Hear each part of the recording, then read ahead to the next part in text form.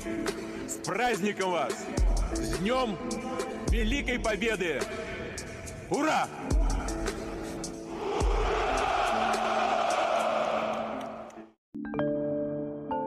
Benar kata pepatah, roda kehidupan akan berputar. Hal ini terjadi di masa depan, di mana semua wanita cantik dan kaya malah dijadikan budak oleh orang miskin. Nah, gimana ceritanya bisa kayak gitu? Baiklah, ini dia alur cerita film New Order 2020. Di sebuah kota di Meksiko, kesenjangan jelas terlihat. Saat orang-orang miskin demo atas kesenjangan yang terjadi, orang-orang kaya malah mengadakan pesta. Kebetulan pada saat itu sedang dilangsungkan pernikahan putri keluarga kaya bernama Marianne. Beberapa tamu memberikan hadiah pernikahan kepada Maria dan tentu sang ibu sangat senang. Meskipun Maria sendiri tak memerlukan semua hal itu dan hanya perlu kehadiran mereka saja. Mereka semua pada saat itu sebenarnya sadar kalau golongan bawah melakukan pemberontakan. Bisa dilihat dari saluran air yang berubah menjadi hijau, lalu ada salah satu tamu undangan yang datang dengan berlumuran cat hijau. Namun ibunya Maria dan para undangan tidak memperdulikan hal itu dan terus melanjutkan pesta. Dengan sekejap para tamu undangan pun memenuhi pesta, mulai dari publik figur sampai pejabat. Lalu di tengah meriahnya pesta, sang ibu kedatangan tamu tak diundang bernama Rolando, yang merupakan mantan pelayan di rumahnya. Ia datang meminta bantuan demi kesembuhan sang istri, yang awalnya dirawat di rumah sakit pemerintah, namun terpaksa keluar karena unjuk rasa dan pemberontakan yang terjadi saat ini. Terpaksa ia pun harus pergi ke rumah sakit swasta dan sang istri harus segera melakukan operasi jantung yang biayanya sekitar 50 juta rupiah. Mendengar cerita itu, sang ibu mengatakan jika ia datang di saat yang tidak tepat. Ia menganggap kehadiran Rolando membuat pesta menjadi suram. Namun demikian, terpaksa sang ibu pun mengumpulkan beberapa uang dari anggota keluarga untuk membantu Rolando. Uang itu tak sampai seperempatnya, namun ia pun langsung pergi. Lalu dari kejauhan Rolando melihat Maria yang menyapa para tamu. Ia pun lalu memberikan selamat kepadanya. Di sini Maria lalu menanyakan di mana istrinya. Mengetahui istri Rolando sedang kritis, ia pun langsung membantunya.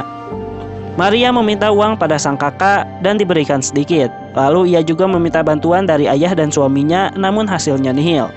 Maria lalu mengambil kartu kredit miliknya dan kembali menemui Rolando. Namun pada saat itu ia sudah menghilang.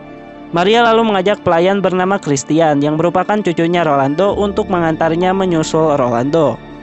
Setelah Maria pergi, sang ibu pun sadar kalau dari tadi ia tidak melihat putrinya. Ia lalu meminta pelayan yang merupakan ibunya Chris untuk mencari Maria.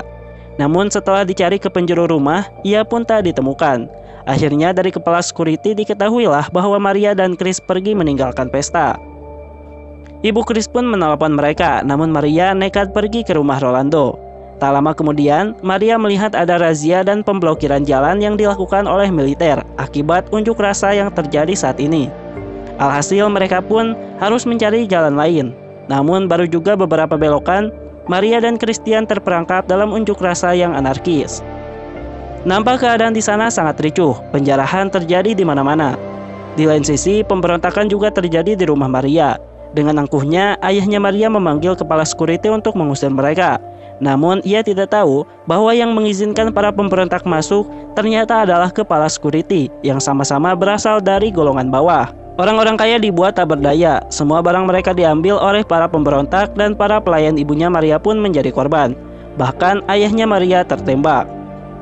Sementara itu Maria dan Chris setelah melewati lautan unjuk rasa, mereka pun akhirnya tiba di rumahnya Rolando dan langsung menemui istrinya. Ia di sana berjanji untuk membantu biaya pengobatan rumah sakit istri Rolando.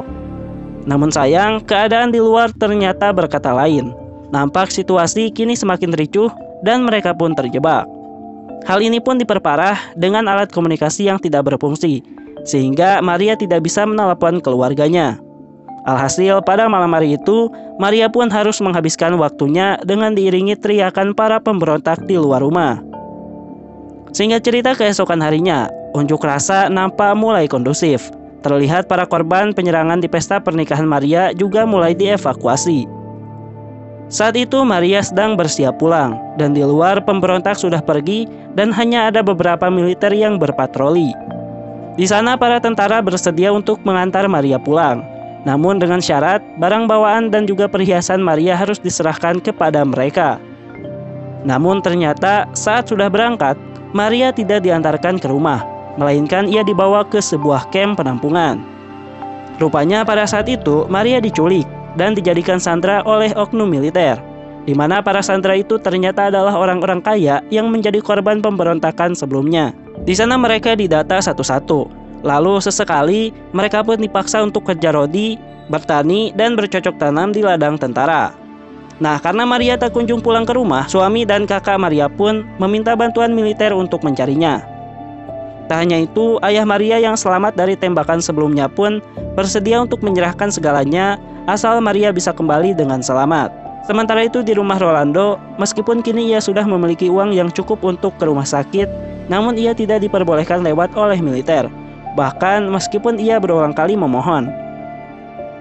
Malam hari pun tiba. Pada saat itu Rolando kembali mencoba bernegosiasi dengan militer yang berjaga.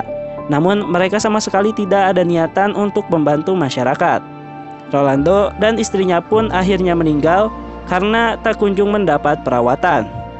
Di lain sisi, para sandera diberi kesempatan untuk mandi berjamaah. Lalu kemudian mereka disuruh berakting di depan kamera untuk membuat video penculikan.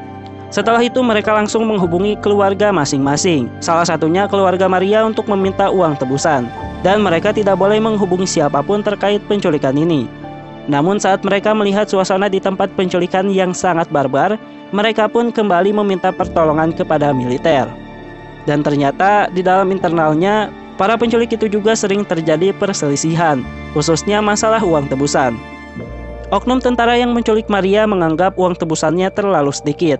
Lalu mereka pun mendatangi Chris dan meminta uang tebusan tambahan untuk disampaikan pada keluarga Maria. Keesokan harinya setelah para warga sudah terdata dan memiliki tanda pengenal yang dikalungkan di lehernya, mereka pun diperbolehkan keluar rumah serta melakukan aktivitas seperti biasanya, tapi tetap diawasi oleh para tentara. Chris dan ibunya pun kembali bekerja ke rumah Maria, dan di sini Chris pun menyampaikan pesan dari penculik sebelumnya yang menginginkan uang tebusan jumlahnya 10 kali lipat dari yang sebelumnya. Akan tetapi seperti perkataan sebelumnya, sang ayah bersedia membayar berapapun agar putrinya dibebaskan.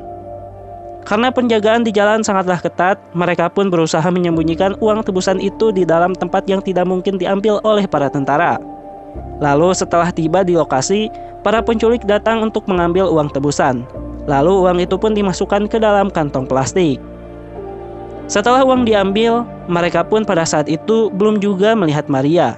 Dan ternyata di sana, para oknum militer itu pun meminta uang tebusan lagi hingga 10 kali lipat dari yang sebelumnya. Chris dan ibunya pun kembali ke rumah Maria untuk meminta uang tebusan tersebut. Namun uang tebusan sebelumnya itu bukanlah jumlah yang sedikit sehingga mereka pun melaporkan Chris dan ibunya ke militer atas dasar tuduhan penculikan Maria dan juga pemerasan. Singkat cerita, Chris dan ibunya pun ditangkap. Juga 2 oknum tentara yang sebelumnya menculik Maria.